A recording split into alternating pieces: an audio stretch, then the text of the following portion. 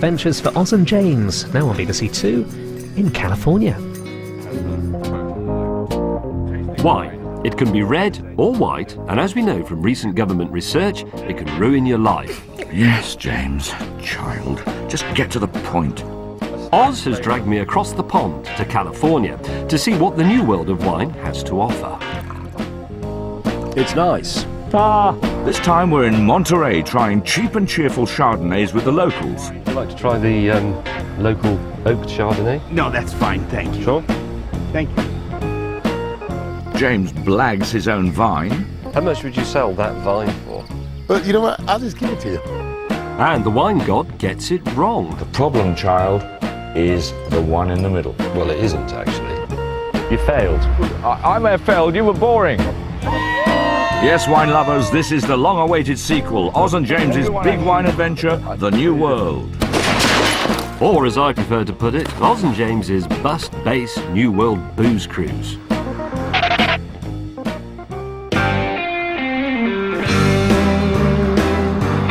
It's been 2 weeks since we pulled our pocket money and hired this ratty old bus. I've made Oz his breakfast. This is the centrepiece of James May's gastronomic life. Monty, Mr. Clark. I'm deeply grateful, and I shall add to your Christmas bonus. I've put up with his abuse. It looks that James has not shaved this morning. No, I just have. Ah, he just has. Never mind, he just hasn't shaved very well. And his irritating habits. This is our fridge, and down here is the lock for the door to stop it coming open when we're driving along. The simple rule is every time you shut the fridge, even if we're parked up, you lock the door so that it becomes a habit and we don't have an accident. Only one person on the earth can't grasp this, and it is Oz Clark. In return, he has managed to completely ignore my needs. I want an unpretentious, affordable wine which will cost me less than a tenner in the UK. Clark, you're fired. Pipe down, James. We're heading somewhere which will satisfy even your cheap taste. We're heading north of Paso Robles to the dusty desert plains of Monterey. That is a fantastic American view. Look, the rolling hills, then the craggy mountains, and the slowly and incompetently driven RV in the foreground. And over there, the mountains, they're so parched. They're forbidding hot mountains. But this harsh terrain didn't deter winemakers from planting vines during the 1960s. In the space of just 40 years, it's become one of the largest grape-growing regions in California, with a crop worth a staggering $200 million. One of the most popular grapes grown here is Chardonnay. Just think of that. A whole region of America is devoted to fueling the British hen party industry. It's grown here, and it ends up on the pavement outside your house. Well, hang on. This grape's got such a bad rap, but when it's done properly, it produces zesty, bright, refreshing wines, and that's what we're after. You'll be pleased to know that we've got about a fifth of the way up our map. That means lots more wine to drink. We're heading to the Delicato vineyard, a family business on a grand scale. This narrow gateway is the gateway into the biggest vineyard in the world. Now, mechanization, you're going to like this. It's so big, they've actually got picking machines which actually pick 2 rows at a time. Otherwise, it would take about a month to pick a row of vines. There are rows of vines in this vineyard that are 11 miles long, and you're not listening. That's because I'm trying not to crash the bloody bus. This is what's known as a wide-angle shot. The gate is smaller than it looks. There are 7 different varieties of grapes grown here over an area of 55 square miles, with Chardonnay being the most planted white grape. It's run by Bill Petrovich and his Australian winemaking sidekick, James Ewart. I mean, to use the English expression, this is chuffing massive. I think that's fair enough. It just goes on for thousands of miles in all directions. How many vines are there on your vineyard? Oh, just under 5 million. 5 million separate vines? Yes. How many cases of wine? Just under 3 million cases. I mean, wow. Yeah, under 3 million cases just under 3 million. would be 36 million bottles of wine. 36 million bottles of wine coming out of this vineyard. Yes. How much There are is some this? countries which don't produce that much. Well, England, for example. England, obviously. How much is your wine typically? Generally, $6.99 to £10 is generally where we're From at. this vineyard, we've From got this vineyard. £6.99 wine. Mm-hmm. James, I told you I'd find you some. I'm very happy. So this is, we are in the, what would you call this? The heartland of the affordable but decent wine. Yeah. That, I think, if I'm right here... Assuming we like it. Assuming we like it. We haven't tried it yet. The interesting thing about winemaking is that unless you're harvesting, there's nothing to do. So in their spare time, these bone-idle vintners go fishing in this chuffing big lake. Had a huge great white on the end of it and he just cut it off. Yeah. Despicable. I'm useless at this. Fortunately, it's well known that one should have white wine with fishing. First, a Pinot Grigio. It's a very light wine. In terms of But labelling, pleasant. if it says Pinot Grigio, it'll be light normally. If it says Pinot Gris, which is the French way of saying the same grape, it'll be fuller in flavour. Now, that's a wine fact. Fuller in flavour, huh? Well, whoever wrote the label for this one was certainly full of something. Loredana Pinot Grigio from Monterey. Everyone remembers their first love. That spring, we fell in love when the grapevines were flourishing and the flowers were blooming. We dined, we danced, we laughed. My lady flower, my first love, Loredana. You bunch of Jessies. When did you come up with that? Who wrote that? Have to be an Australian. Next, a Chardonnay. Oh, God. So this is £6 or £7 a bottle in England. Bill? Yeah, $6.99. And it smells lightly oaked. And quite melony, I'd say. Is that fair? That's not a bad sign. I think lightly oaked and quite melony sounds is an encouraging smell. It's all right, that, actually. It has got acidity. It has got Without acidity, Chardonnay is dead. And it's not too woody either. And a lot of the commercial Chardonnays that we see from California in Britain, they're too sweet, the acidity's not high enough, they're a pointless drink. It's a good Chardonnay-y sort of colour as well. What, whitish? Yeah. No, thank you. It's a The very expert will drinkable tell you drink. all about it. This is a good whitish. drinking wine. It won't stain your shirt. You know, I'm very happy with that. this wine can be enjoyed by itself or with your favourite foods. There you go. So like Spam, fish fingers, porridge, cheese whiz, strawberry blancmange. Oh, macaroni cheese. Well, macaroni. But with the bits of tomato on, so there you go. and a sausage. Yeah. Or black forest gatto. Chicken tikka boona. Do you think it would go? It might get a bit overpowered tikka by boona? chicken tikka boona, Yeah. but it would be. All those numbers 12 to 26 on the menu at my local Indian. Go with all of those. Or the Chinese even. The Or special 12 to mixed 28 at the Chinese. Special mixed metaphor. Yeah. I feel a sort of mild sense of satisfaction because I found James an affordable, attractive Chardonnay you can get in the UK. I don't pretend he likes it as much as my posh friend's stuff at $50. He doesn't. But he's so determined to get one. Well, James, you got one, so shut up. You've done well, Mr. Clark, and I have a reward lined up. This enormous vineyard comes complete with its own airstrip. And when they have some more downtime, the workers indulge in another all-American pastime. I like the look of this.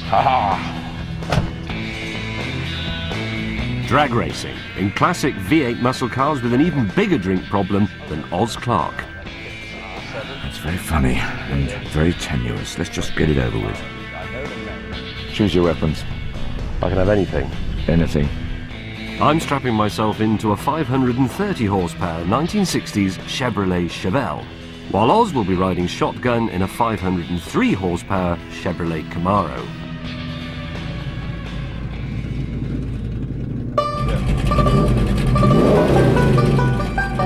Where's the red line? About 6.5?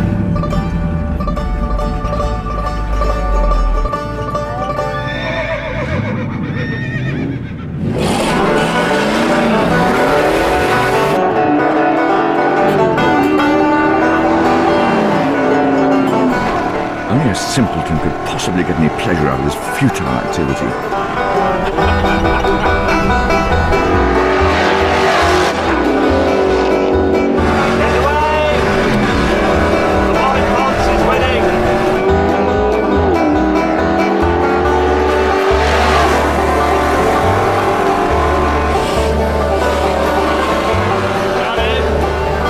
Turns out I've chosen the better vintage. I leave Clark with high notes of dust and a hint of gravel on the nose. Then it's back to the camper van, with me as chauffeur, and I'm intent on enjoying the scenery as we head into the Monterey hills to see another of his posh winemates. It's a perfect moment, spoiled only by my master's insistence on divulging some advice for life. Viewers, take note. Don't marry girls you meet at the local sports club when you're 16. Certainly don't ever do the job that your careers master at school wanted you to do. I had two choices, personnel management or dry cleaning. Why dry cleaning? Well, dry cleaning obviously seemed to him to make sense. Clark's a clean sort of boy. Yes. Maybe. He's quite dry sense of humour. He's a dry cleaner. My next posh winemate is Oxford graduate and rowing blue Josh Jensen.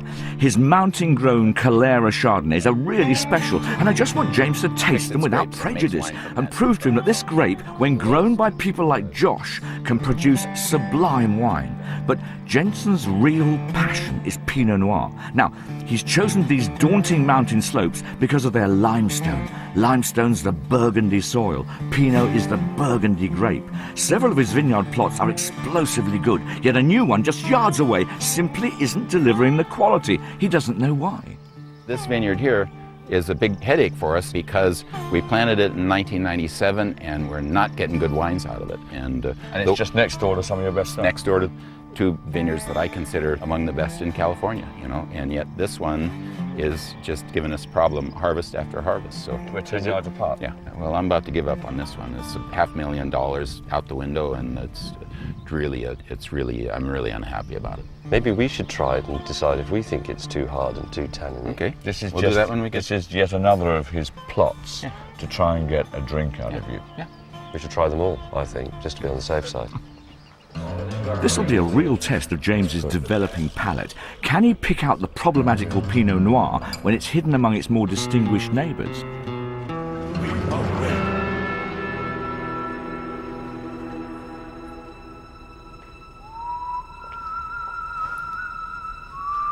I would say that is the problem child.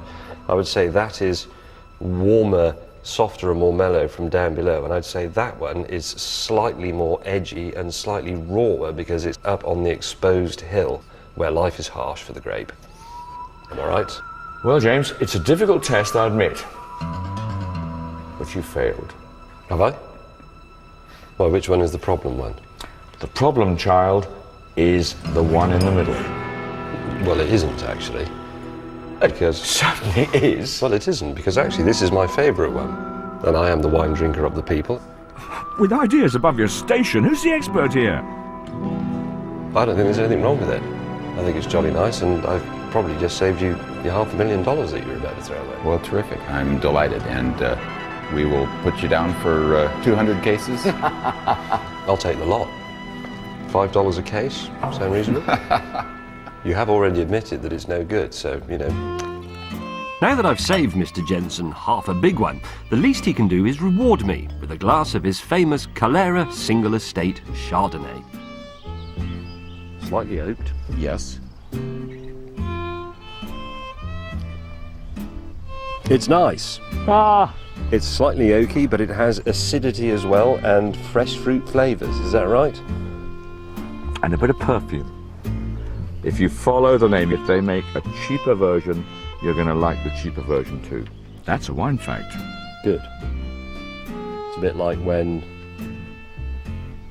I can't think of a good analogy. Thank God for that. Otherwise we'd have had to listen to it. Time to call it a day.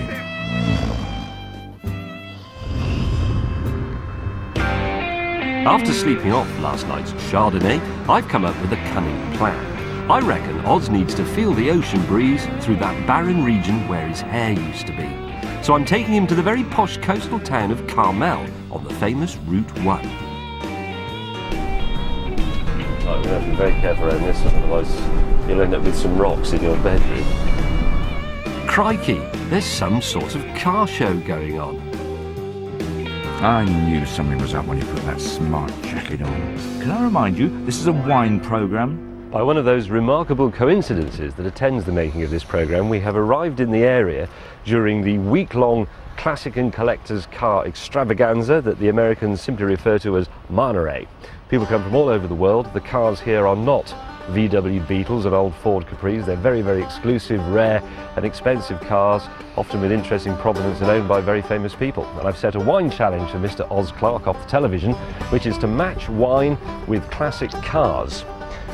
I'm going to look at a nice classic car and you have to provide me with a wine that is appropriate to the moment. Does that sound fair? It sounds fair. I've given Oz a selection of wines that we've collected on our trip so far. Right.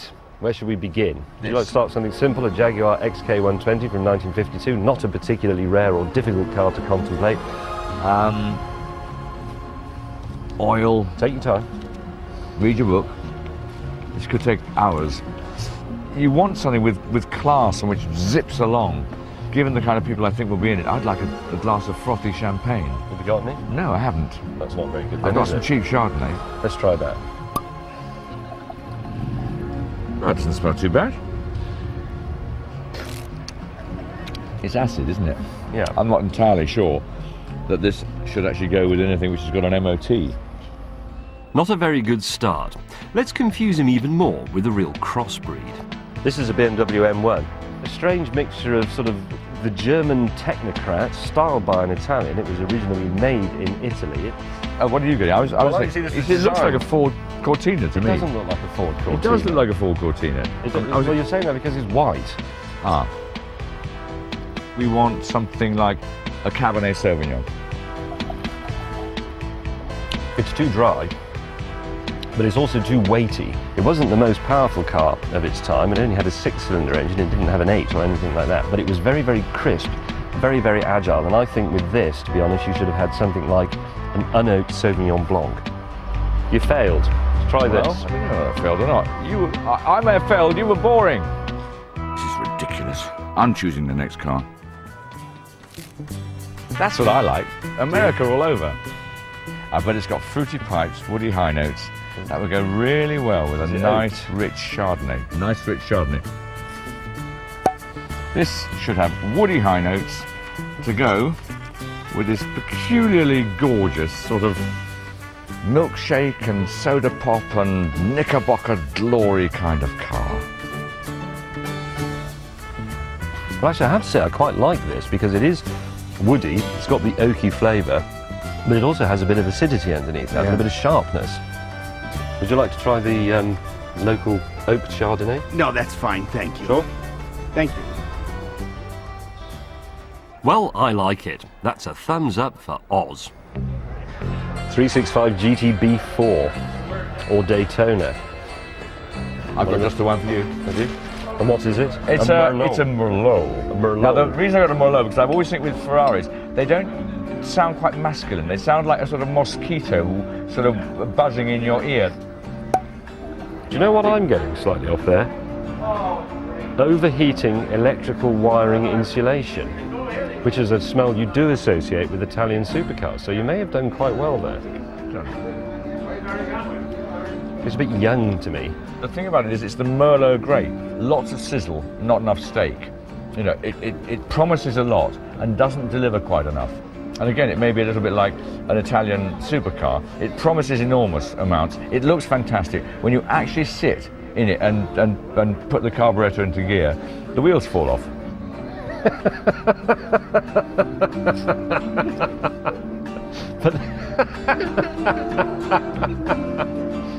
Yes, they do have a reputation for fragility, if that's what you mean.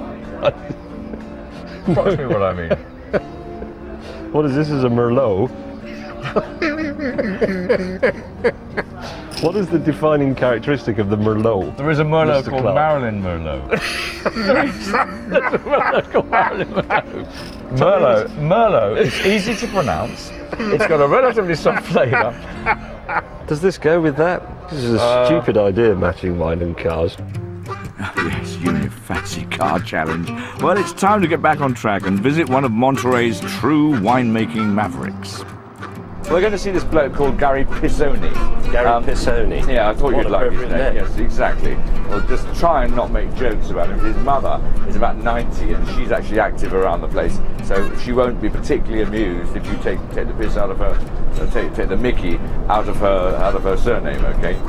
Rumour has it that in order to turn the family cattle ranch into a wine business, Gary Pisoni broke into a very famous French vineyard and then smuggled some vine cuttings home by hiding them down his trousers. Well, as the French sometimes say of rustic wines, ça pue de merde. It smells... Trust me, James, you're going to love him, and his Chardonnay's really tasty. He won't sell his grapes to people he doesn't like. He won't sell his grapes to people who don't like his mother's pies and sausages. He won't sell his grapes to people who then make wine out of it and which sells for too much money. I mean, he's a very interesting bloke.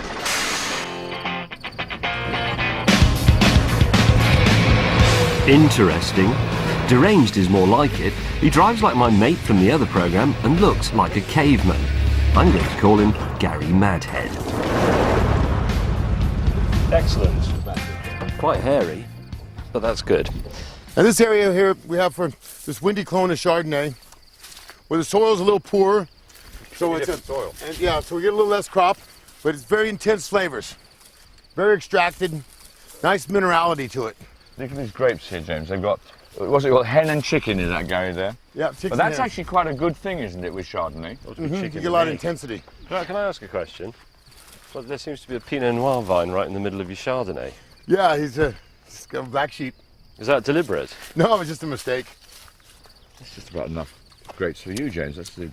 Could you make a bottle out of that? How much would you sell that vine for? This is a direct offer you're having here, Gary, so you give a sensible answer. When's your birthday? Maybe I'll give it to you for your birthday. Well, I was just thinking I could come out here every year, make my bottle of wine. Yeah, but you know what? I'll just give it to you. Would you? Yeah. And we'll put a little name right here. James Private Reserve. I'd like that. That's good down the pub, isn't it? I've got. You're in trouble now, Gary. I tell you, you'll be seeing this guy every year for the next 50 years. It doesn't bother me. Like I say, You haven't seen how much he drinks. Well, I own a I vineyard. won't run out of wine, don't worry. He's not going to run out of wine, this bloke. He's got his priorities right. You heard him. This vine is mine. And that's a vine fact. And now you have to learn how to look after it. Grapes need exactly the right amount of sun exposure at the right time of day to produce good wines. Right now, we got to take all the leaves off on the morning sun side. See how we got quite a few leaves here? Yep. We'll expose those clusters. That one. Well, you're just going to point at them and I pull them off? Yeah, I'm the expert. I'm telling you what to do. That one. That one? Yes, that one. That one? Do you normally do all this yourself, the whole vineyard? No, we got 20 helpers. They pick the grapes, they pull the leaves off, they drop clusters. They're wonderful workers. We have parties for them every year. I give them a couple cases of wine a year. Where'd you get the workers from?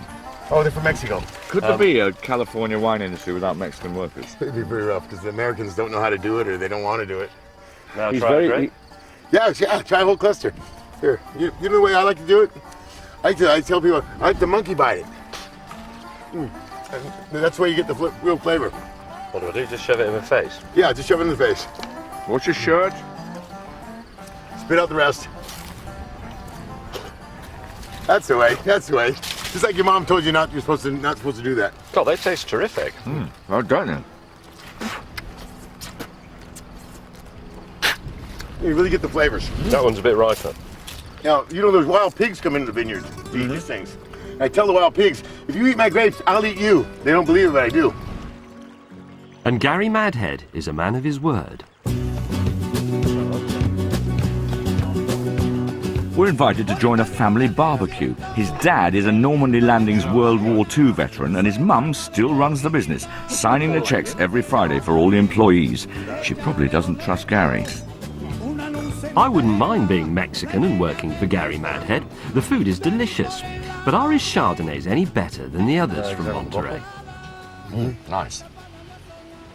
Terrific. It is oaky, but not excessively oaky, and it has that brightness that you would get from a proper English apple plucked off the tree. If you think that Chardonnay is just cheap plonk, drunk by people on hen parties in the back of those ugly stretch limousines, it needn't be. It can be like this. How much is this, sir? A bottle? Yeah. 40 bucks. 20 quid, 21 quid. Not quite cheap enough, but not disastrous. But remember, that's really very nice. Single vineyard, special place. Now I want you to try this rosé too. This is Rosé Pinot Noir. What we do when we first crush the grapes, we bleed off maybe 5 or 10% of the juice to make a rosé, and then the remaining Pinot Noir is more intense, more extracted because it has a higher skin to juice ratio as it ferments. Because in a red wine, the red colour comes from the skins. The juice is actually clear, isn't it? So the rosé is rosé because it's been exposed to the skins for a while, but not as long as a red wine has. Which is exactly what a we're wine saying. fact from James. I love it when you talk like this. How much is this a bottle? This is $18 a bottle. That's £10. 9. Well, 9. Not. Well done. I told you I'm getting He's there. done it. A good quality wine for £10 or less.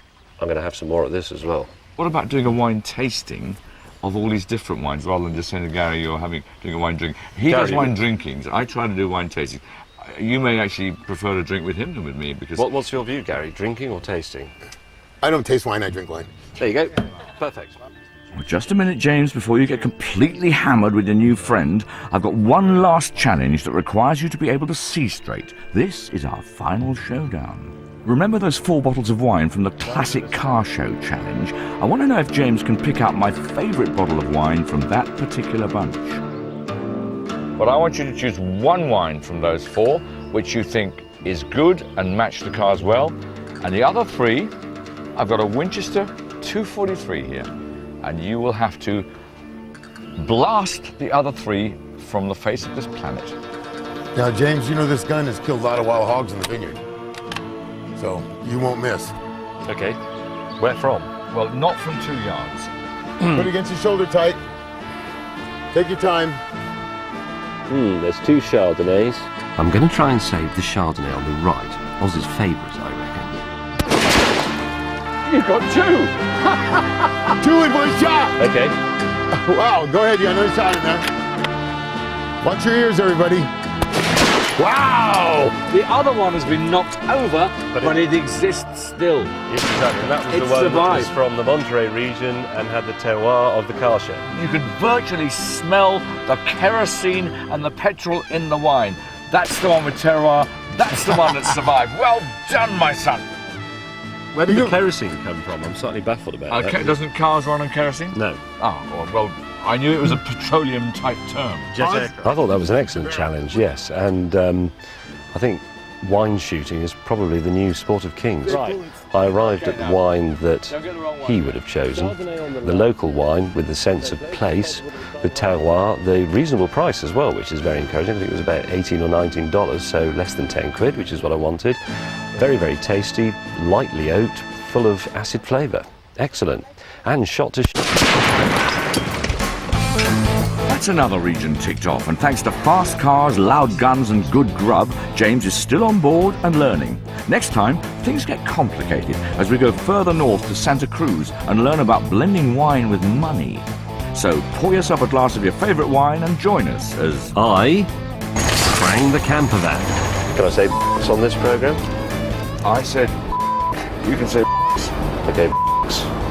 Oz does his most extreme challenge yet. and I take James to meet California's most controversial winemaker. Are you a wine buff or are you an industrialist? I'm a moneymaker. If you liked the look of the wines from Monterey, There are some more recommendations from the wine ponce and the scruff bag at bbc.co.uk/food.